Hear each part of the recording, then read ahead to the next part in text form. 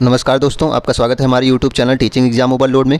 आज का session CTET paper first तथा पेपर सेकंड दोनों के अंतर्गत बहुत महत्वपूर्ण सीडीपी की क्लास है। आज हम सीडीपी के उस टॉपिक को पढ़ेंगे जिससे सीडीपी के पेपर फर्स्ट और पेपर सेकंड दोनों में से 3 से 4 क्वेश्चन आते हैं, जो कि हैं वाइगोत्स्की का सामाजिक सांस्कृतिक सिद्धांत। तो आज का टॉपिक क्या है? वाइगोत्स्की का सामाजिक सांस्कृतिक सिद्धांत। चलिए देखते हैं इसको।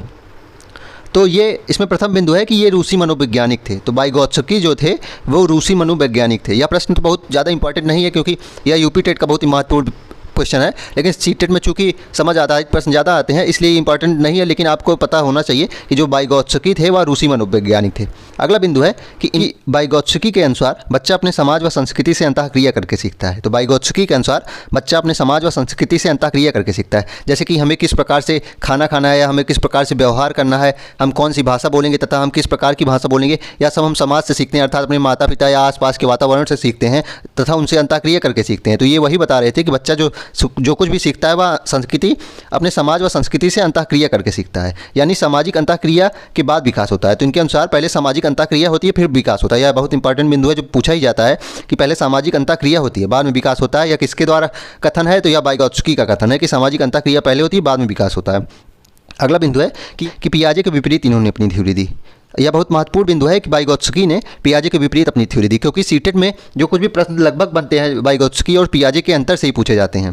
तो इसमें कहा गया पियाजे ने बताया था कि पहले विकास होता है तब अधिगम होता है। तो पियाजे के अनुसार विकास होता है फिर अधिगम होता है, तथा वाइगोत्स्की ने कहा था कि भाषा अधिगम पहले होता है फिर विकास होता है।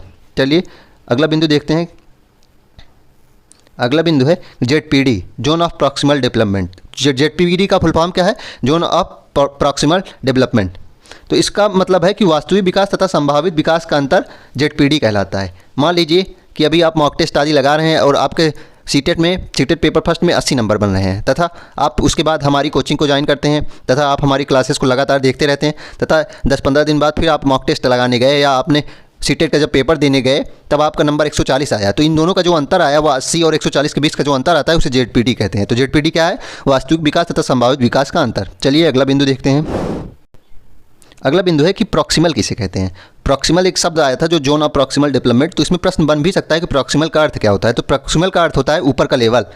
अगला बिंदु है कि स्कैप होल्डिंग या पहाड़ या ढांचा किसे कहते हैं? यह बहुत इंपॉर्टेंट बिंदु है, या बहुत सीटेट का फेवरेट टॉपिक है। स्कैप होल्डिंग या पहाड़ या ढांचा किसे कहते हैं?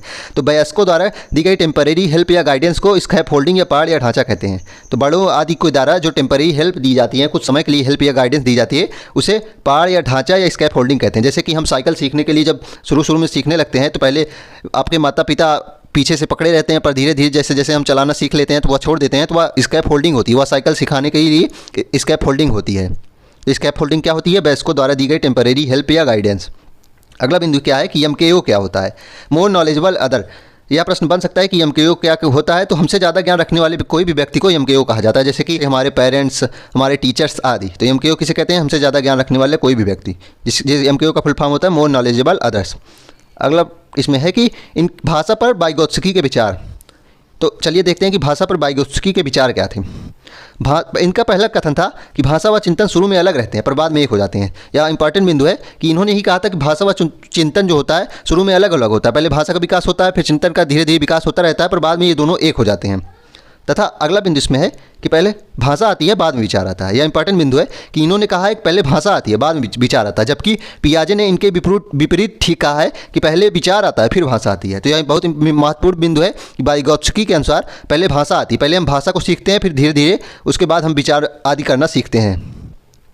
अगला बिंदु कि भाषा कॉग्निटिव डेवलपमेंट को महत्वपूर्ण व सुगम बनाती है। तो भाषा जो होती है वह संज्ञानात्मक, कॉग्निटिव डेवलपमेंट का अर्थ होता है संज्ञानात्मक विकास, अर्थात जानना। संज्ञान का अर्थ होता है जानना। तो जो हमारे बुद्धि का स्तर का बढ़ना होता है उसे संज्ञानात्मक विकास कहते हैं। तो भाषा जो होती है वह संज्ञानात्मक विकास को महत्वपूर्ण व सुगम बनाती है। जैसे कि आप अगर बोलना सीख लिए हैं, भाषा करना सीख लिए हैं, तभी आप अपने आसपास के समाज वातावरण आदि से अंतःक्रिया करना सीख पाएंगे, तभी आप उनसे अपने माता पिता आदि से बोल पाएंगे। क्योंकि बच्चा जब शुरू में रोने के माध्यम से भूख प्यास उसको लगती है तो वह रोने लगता है, पर जैसे जैसे वह बोलने लगता है वह बताने लगता है कि मम्मी मुझे ये खाना चाहिए या हमें पानी चाहिए या हमें खिलौना चाहिए। तो जैसे जैसे वह बोलने लगता है वह उसका संज्ञानात्मक विकास बहुत महत्वपूर्ण और वह सुगम हो जाता है। तो वह जब जैसे जैसे बोलने लगता है तो उसके सभी कार्य भी सुगम हो जाते हैं। इसलिए कहा गया है कि भाषा जो है कॉग्निटिव डेवलपमेंट को महत्वपूर्ण व सुगम बनाती है तथा भाषा संज्ञानात्मक विकास को गाइड भी करती है। तो भाषा जो है वह संज्ञानात्मक विकास को गाइड भी करती है। अगला बिंदु इसमें है कि निजी संभाषण, आंतरिक भाषा या प्राइवेट स्पीच किसे कहते हैं?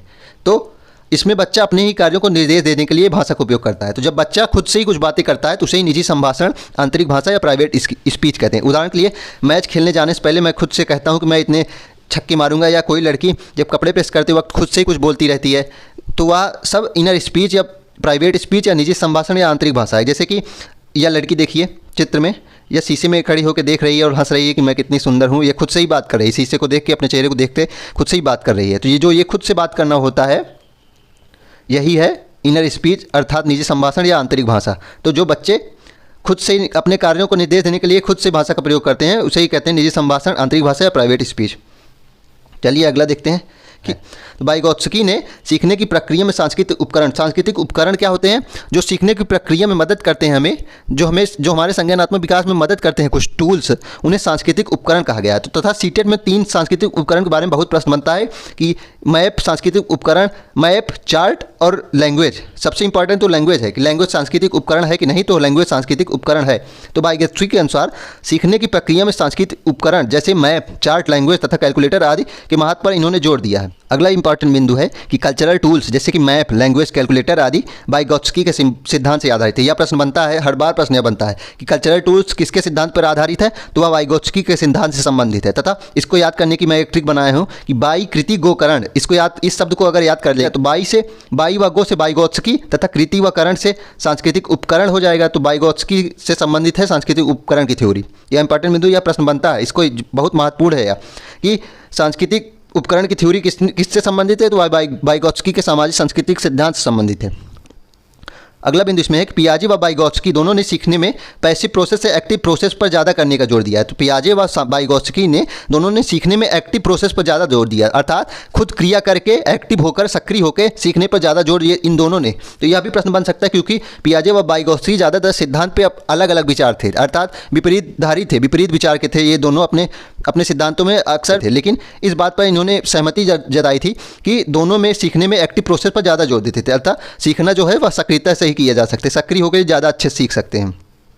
अगला बिंदु है कि पियाजे ने स्वतंत्र प्रयासों द्वारा दुनिया के अनुभव को करने पर जोर देते हैं, जबकि वाइगोत्स्की कॉग्निटिव डेवलपमेंट को सामाजिक मध्यस्थ प्रक्रिया के रूप में देखते हैं। तो पियाजे जो कहते हैं वह स्वतंत्र प्रयास द्वारा दुनिया के अनुभव करने पर जोर देते हैं। मतलब वो उनका मानना था पियाजे का कि बच्चों को छोड़ दो, वो खेलने दो, उन्हें स्वतः अनुभव करने दो, क्योंकि वो नन्हे वैज्ञानिक है, तो उन्हें स्वतः अनुभव करने दो, उन्हें कुछ भी खेलने दो तो वह खुद ही सीखते रहेंगे। तब जबकि वाइगोत्स्की का कहना था कि जो विकास होता है उसमें समाज का बहुत महत्वपूर्ण रोल है, समाज के द्वारा अंतःक्रिया करके ही सीखा जा सकता है। चलिए अब वाइगोत्स्की के सिद्धांत संबंधित महत्वपूर्ण प्रश्न देखते हैं। इसमें प्रथम प्रश्न बनता है कि वाइगोत्स्की के अनुसार बच्चे स्वयं से क्यों बोलते हैं। नंबर ए ऑप्शन है, बच्चे अपने प्रति वयस्कों का ध्यान आकर्षित करने के लिए बोलते हैं। नंबर बी, बच्चे स्वभाव से बहुत बातूनी होते हैं। नंबर सी, बच्चे आम केंद्रित होते हैं। नंबर डी, बच्चे अपनी कार्यों को दिशा देने के लिए बोलते हैं। तो वाइगोत्स्की अनुसार बच्चे स्वयं से क्यों बोलते हैं? नंबर डी, बच्चों अपने कार्यों को दिशा देने के लिए बोलते हैं। अगला प्रश्न देखते हैं। अगला क्वेश्चन है कि लियो वाइगोत्स्की के अनुसार संज्ञानात्मक विकास का मूल कारण है संतुलन, सामाजिक अन्योन क्रिया, मानसिक प्रारूप का समायोजन या उद्दीपन अनुक्रिया युग्मन। तो इसका उत्तर होगा सामाजिक अंतःक्रिया अर्थात सामाजिक अन्योन क्रिया। अगला प्रश्न है कि ... के अनुसार बच्चों के चिंतन के बारे में सामाजिक प्रक्रिया तथा सांस्कृतिक संदर्भ के प्रभाव को समझना आवश्यक है। तो एक ट्रिक अगर मैं बता दे रहा हूँ, अगर सामाजिक या सांस्कृतिक शब्द आ जाता है तो उसमें उत्तर सिर्फ वाइगोत्स्की ही बनेंगे। तो इसका उत्तर क्या होगा? वाइगोत्स्की।